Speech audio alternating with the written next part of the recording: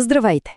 Днес ще разгледаме една тема, която наистина изисква цялото ни търпение, отвореност и най-вече емпатия. Ще си говорим за депресията. И вижте, нямам предвид просто онова временно лошо настроение или обикновената тъга, през които всички минаваме. Говорим за едно дълбоко, направо разтърсващо екзистенциално състояние. Защото нека си признаем, за да разберем наистина какво преживяват хората около нас, а понякога и самите ние, просто трябва да спрем да гледаме през призмата на онези изтъркани клишета. Трябва да видим депресията като това, което е всъщност. Изключително комплексно състояние, което буквално променя начинът, по който човек възприема себе си, света, времето, въобще самият смисъл да съществува. Нека направо се потопим в същината. Започваме с една много силна метафора на авторката Веселина Седларска. Тя нарича депресията фрактура на душата. Искам за момент просто да се замислите върху тежестта на тези думи. Когато говорим за психична агония, ние категорично не говорим за някакъв си лош период. Говорим за едно наистина опустошително вътрешно счупване. И това някак си ще бъде нашата котва днес. Защото тази метафора ни кара да се запитаме – защо едно счупване, което между другото боли не по-малко от физическото, а честно казано, често и много повече, та защо то получава толкова различно отношение от света около нас? Замислете се върху този контраст. Като общество ние сякаш имаме безкрайен запас от топлина за физическата болка, нали? Представете си, че някой си счупи ръката. Веднага всички скачат да помагат, дават му време да се възстанови, носят му храна, подписват му гипса дори. Но какво става, ако душата се счупи? Реакцията е коренно различна. Човекът най-често чува неща от сорта на «хайде стегни се малко», просто мисли позитивно или онова е любимото ми. Всичко е само в главата ти. Прояви малко воля. Тази токсична позитивност всъщност изобщо не помага. Тя само задълбочава раната и кара страдащия да се чувства дефектен, слаб и виновен за собствената си болка.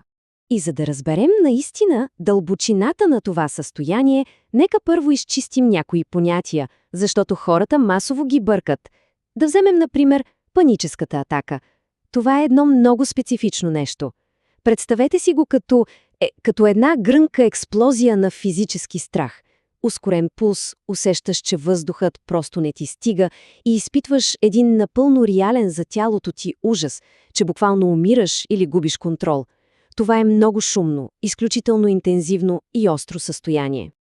А сега нека погледнем тревожността. Тя пък е съвсем друга история.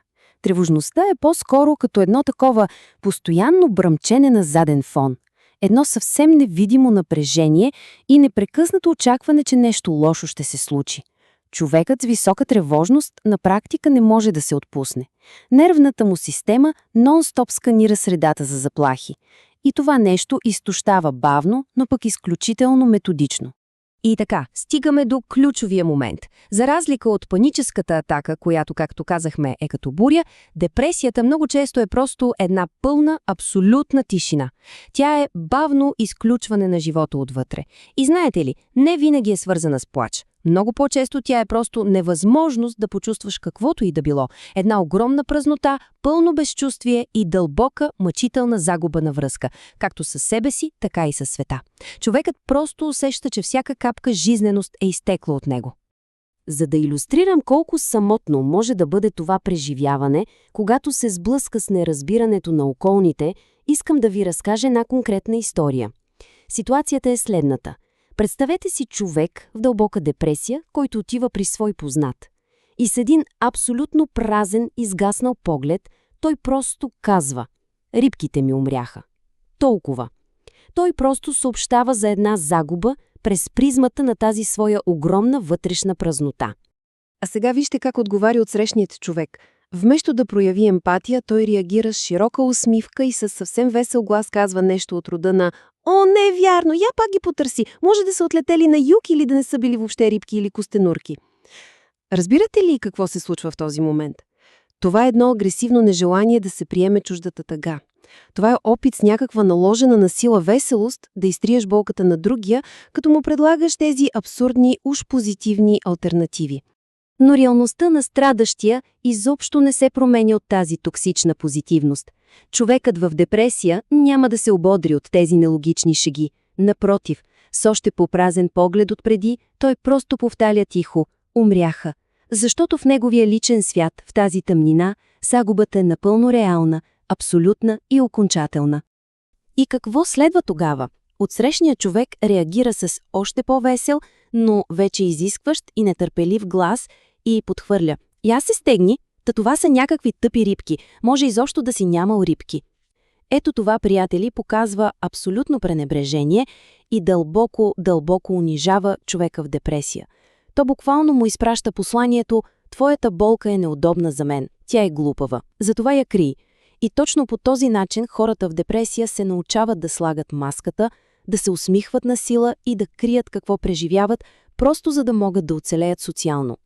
Парадоксалното в цялата ситуация е, че депресията много често засяга хора, за които, най-малко бихте предположили. Знаете ли за феномена на така наречените дежурни сърца? Това са онези силни, изключително функционални хора, които винаги са насреща за всичко. Те са тези, които спасяват всички останали, поемат чуждите проблеми, буквално крепят света на другите. Отвън изглеждат супер успешни, непоклатими направо. Но отвътре много често са напълно счупени. И нека видим как точно се натрупва всичко това. Искам да запомните нещо много важно. Човек не се счупва, защото е слаб. Счупва се, защото прекалено дълго време е бил силен. Представете си десетилетия на хронично емоционално претоварване. Години, в които този човек си е повтарял: ще издържа, няма да се оплаквам, другите разчитат на мен. Този начин на живот, това постоянно оцеляване и потискане на собствените нужди тежи неимоверно много. В един момент нервната система просто казва край, защото тя не може да издържи вечно на подобен натиск. И цялото това натрупване води до едно състояние, което е напълно парализиращо. И тук искам да бъда кристално ясен. Човекът в депресия категорично не е мързелив. Просто не е. Когато съберем социалната и емоционална самота, токсичния срам и пълното неврологично изтощение, волята просто се парализира. Това си е чист биологичен и нервен срив. Тогава човек започва да се чувства като огромна тежест за всички около себе си и лека по века губи дори представата за това, кой е всъщност. Така стигаме до едно от най-болезнените, но и най-важни прозрения в днешния ни анализ. Много често хората в депресия не искат непременно да умрат. Те просто отчаяно искат болката да спре. Изчерпани са до дъно от самото усилие изобщо да съществуват. Искат просто да станат невидими, да спрат да мислят, да спрат да чувстват и най-вече да не им се налага постоянно да обясняват болката си на един свят, който честно казано често не иска да ги чуе. И за съжаление, средата, в която живеем, често прави нещата още по-сложни. Нашето общество просто обожава продуктивните хора, но много бързо губи търпение към онези, които страдат. Капиталистическият модел постоянно възнаграждава ефективността. Само че човешката уязвимост не е ефективна. Тя изисква време, изисква търпение, изисква дълбока връзка.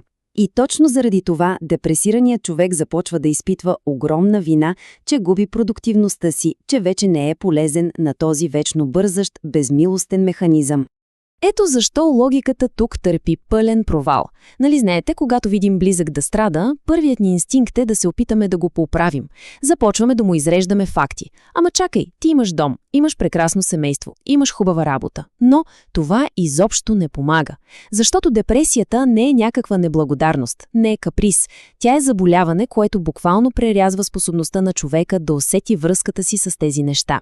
Рибките от нашата история може обективно да не са умрели, но за страдащия те са безвъзвратно изгубени в неговия вътрешен свят. Той просто вече няма достъп до тях. Добре, тогава сигурно се питате, какво всъщност работи? Какво можем да направим ние? Истината е, че най-голямата помощ почти никога не се крие в даването на умни съвети. Тя е просто в присъствието. Останете до човека. Не бягайте от неговото състояние само защото на вас самите ви е малко дискомфортно.